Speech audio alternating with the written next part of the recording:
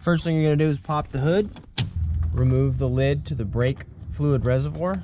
Tools you're gonna need are a jack stands, a 14mm wrench, a 19mm wrench, 14mm socket, 19mm socket, a flathead screwdriver, brake cleaner, and brake caliper grease, and a hammer, and a 13/16 to remove the wheels.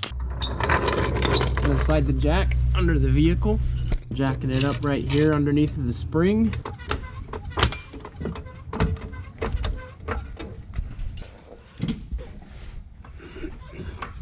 We're gonna slide a jack stand underneath of the car.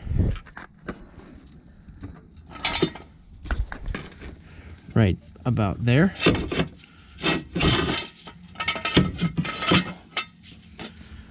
Now we're going to take the 13/16 and remove the wheel.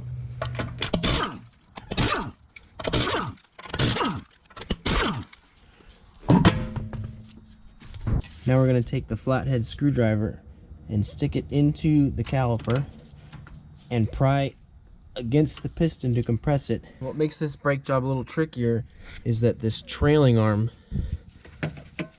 here is in the way of getting the caliper out. So we have to remove these two bolts that hold the bracket that holds the caliper. You could just loosen up this top bolt here and then pivot the caliper out, but then you can't grease the slide pins, and you really should, otherwise you run the risk of your caliper seizing up and your brake pads wearing out prematurely. So we're going to take the 14mm and just loosen these.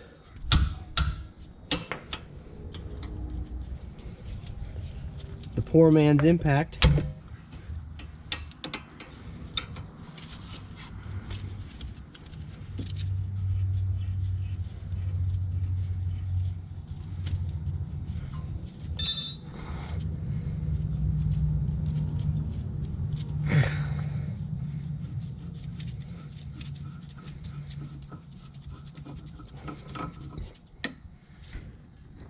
Here you can see what I mean. That slide pin hits the trailing arm and we can't remove it. Top one comes out and you can pivot it down, but then you can't really grease that pin. Also notice the top slide pin has a rubber boot on the end. You want to put that back in the top. Now we're going to take the 19mm and remove the caliper mounting bracket.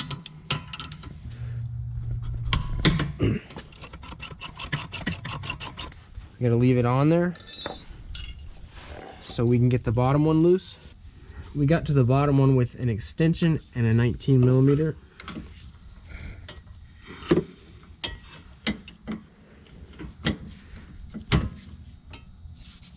I'm going to go ahead and loosen that.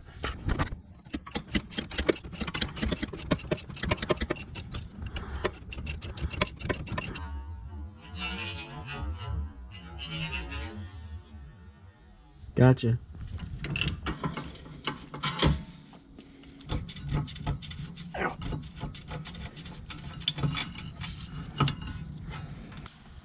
Now that we got both of these out, they go in the back of this bracket here.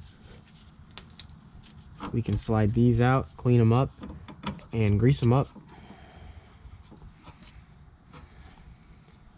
Just gonna wipe these off with a towel.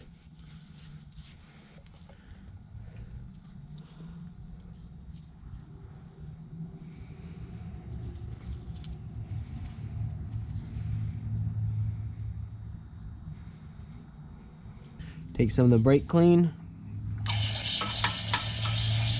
clean out the bores.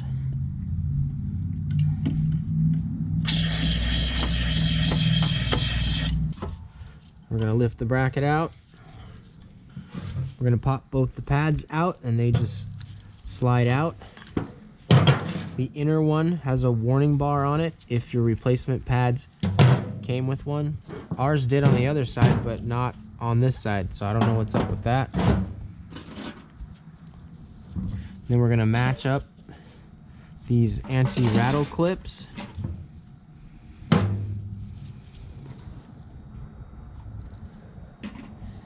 That one doesn't go there. Go on the other side though. Nope. Must be for a different application. That one looks right.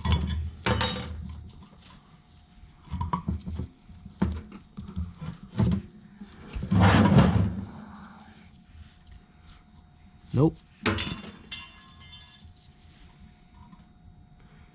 Yep.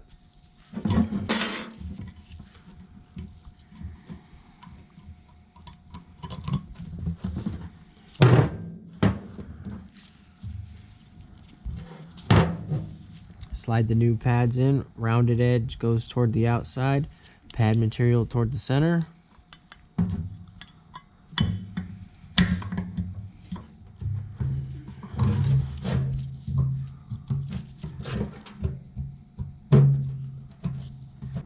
Keep them toward the outside so we have room to get the rotor in between. Slide it back into the caliper. Move them if you need to. Put your slide pins back in. Remember the one with the rubber tip goes on the upper.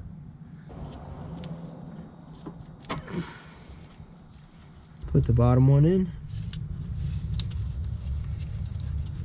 And start tightening these slide pins up before we mount this caliper.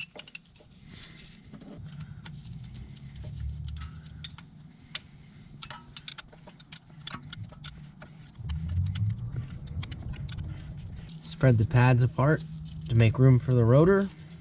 At this point, if you do need rotors because they are scarred up because you let your pads go too far or they're warped, you'd take a flathead screwdriver, remove this, and it should just slide off. And if it's a little bit rusted, you can take a hammer and bang on it right there and that'll loosen it up.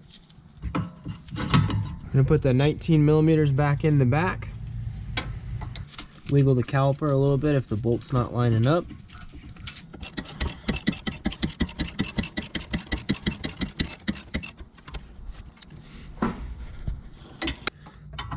Go ahead and do the top one.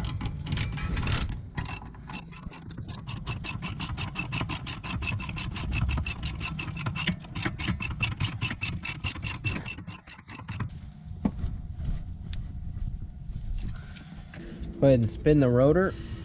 If you hear any high-pitched squealing, one of these clips is probably touching the rotor. You're going to want to make sure you got the right one in there. Put the wheel back on. The lug nuts started by hand. Make sure you're not cross-threading them.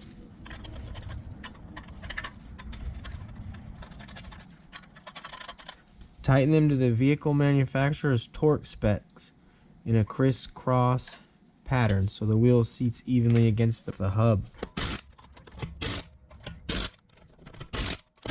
Remove the jack stand. Lower the vehicle. Put the lid back on your brake fluid reservoir. And before you drive off, you want to make sure you pump your brakes a couple times or the car won't stop. And then just do the same thing on the other side and you're done. High five, you did it.